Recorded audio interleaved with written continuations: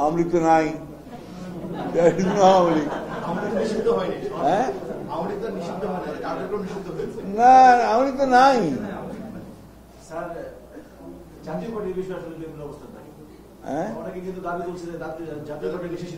শোনেন, আপনারা যে পার্টিগুলোর কথা বলছেন আর কি, এই পার্টিগুলোর সঙ্গে সবচেয়ে বেশি বড় বিরোধ আমাদের বিএনপির। আওয়ামী লীগের সবচেয়ে বড়, তাদের অত্যাচার, নির্যাতন, নিপীড়ন, ফ্যাসিবাদের সবচেয়ে বড় ভুক্তভোগী হচ্ছে বিএনপি, ঠিক না? একইভাবে জাতীয় পার্টির কাছেও আমরা আপনার 9 বছর এরশাদের আমলে আপনার নির্যাতিত, নিপীড়িত হয়েছি, ঠিক না?